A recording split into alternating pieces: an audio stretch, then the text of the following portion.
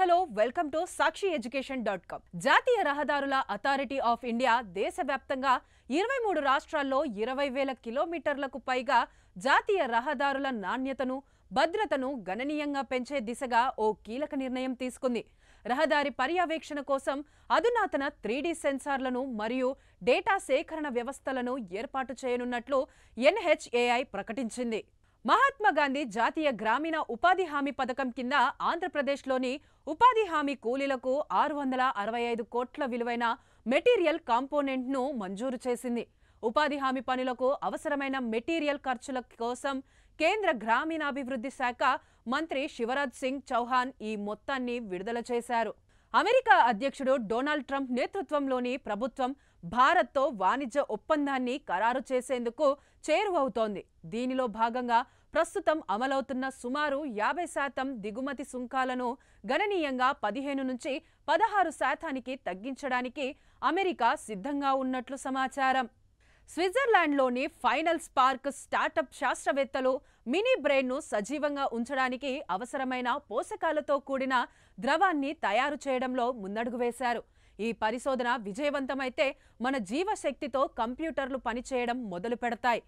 మానవ మెదడులోని కణ సముదాయాలను ఉపయోగించి కంప్యూటర్ చిప్పుల స్థానంలో పనిచేసే ప్రాసెసర్లను తయారు చేసే విప్లవాత్మక సాంకేతికతనే బయో కంప్యూటింగ్ లేదా వెట్వేర్ అని పిలుస్తున్నారు. భారత క్రీడా రంగంలో అత్యున్నత గౌరవాల్లో ఒకటైన అర్జున అవార్డులు విధానంలో కేంద్ర ప్రభుత్వం తాజాగా మార్పులు చేసింది.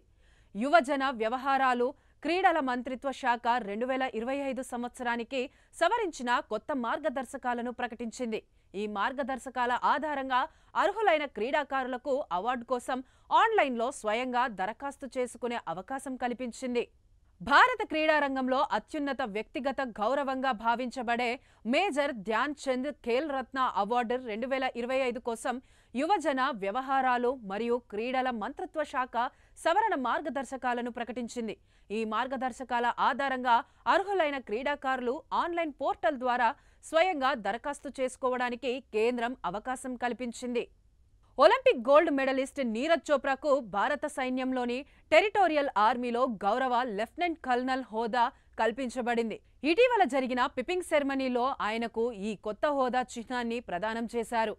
దశాబ్దాలుగా విదేశీ కార్మికుల జీవితాలను, హక్కులను నియంత్రించిన కఫాలా స్పాన్సర్షిప్ వ్యవస్థను సౌదీ అరేబియా రద్దు చేస్తూ చరిత్రాత్మక నిర్ణయం తీసుకుంది.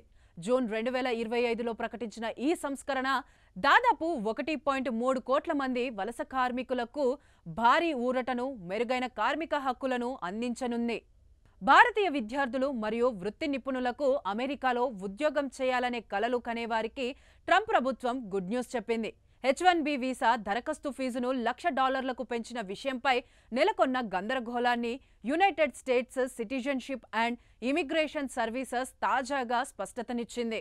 ఆడిలైడ్ వేదికగా ఆస్ట్రేలియాతో జరిగిన రెండో వన్డేలో team India star opener Rohit Sharma అద్భుతమైన 73 పరుగుల ఇన్నింగ్స్ ఆడాడు.